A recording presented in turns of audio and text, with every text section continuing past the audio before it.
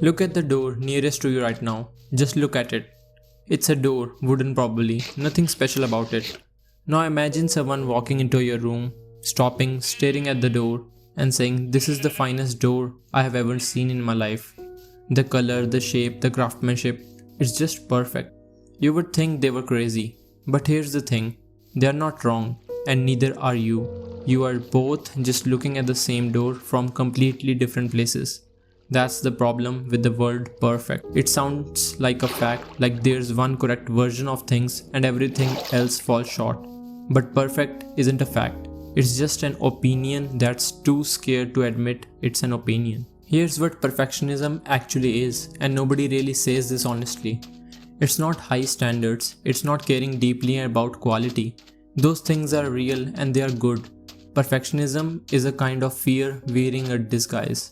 You keep tweaking, keep adjusting, keep saying it's not ready yet. Not because you genuinely believe one more revision will make it great, but because as long as it's not finished, nobody can judge it. As long it's still in progress, you are protected from everybody in this world. They won't judge you because it's still in the progress, right?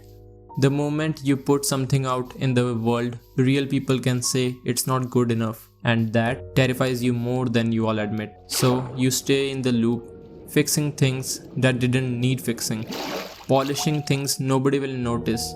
Call it perfectionism when really it's just a very elaborate way of never being vulnerable. Last week I was at a beach and I saw this kid building a sand castle.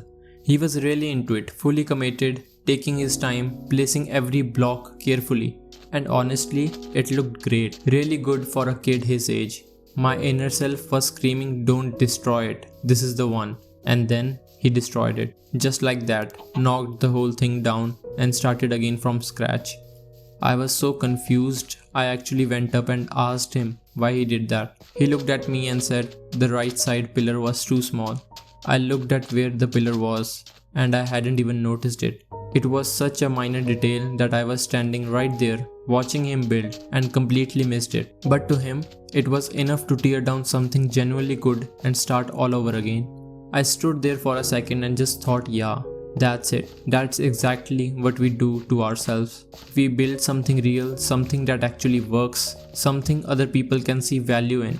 And then we tear it down because of a detail so small that nobody else even noticed it, and we call that having high standards. If you draw, paint, write, make music, you know this feeling better than anyone. You pick up your pencil with no plan to be perfect, just to make something.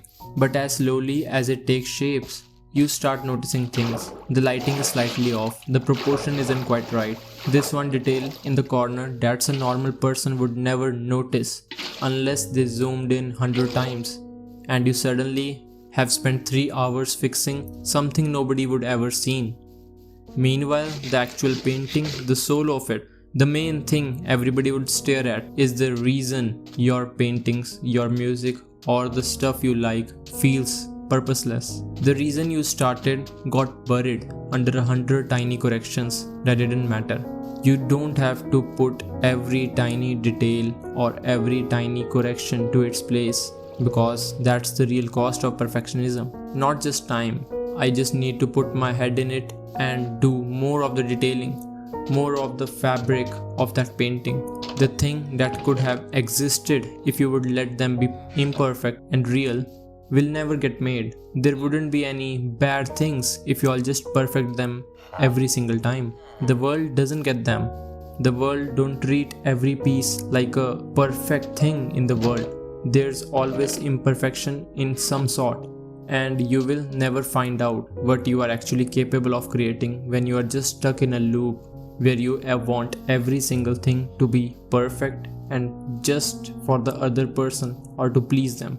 Nobody in this world is truly perfect. Not the person on Instagram with the perfect summer vacation, not the guy at the gym who looks exactly how you want to look, not the creator whose video seems effortless and polished. They have done it with their hard work, and still they're not at the perfect place. They would be perfect in your eyes, but someone else will say, "Oh, that's not perfect." Somebody will always find a flaw.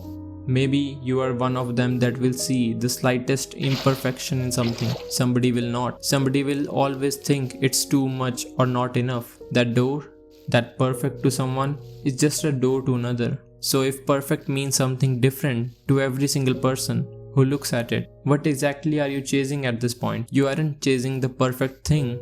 You are chasing the word perfect. Somebody else will say it to you. This video isn't perfect either. Someone will watch it and think it's great. Someone will think it's bad. Both of those people are right from where they are standing.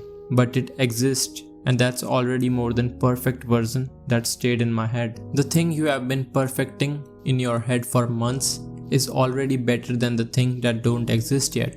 Put it out. Not because it's ready. It'll never feel ready in your whole lifetime. Because the only way to get better is to have something real to improve on. And right now, all you have is an idea getting heavier every day you don't let it out. The kid went back and built a castle a third time, by the way. I don't know if the pillar was perfect this time, but I think by the third castle, he would already forgotten about the pillar.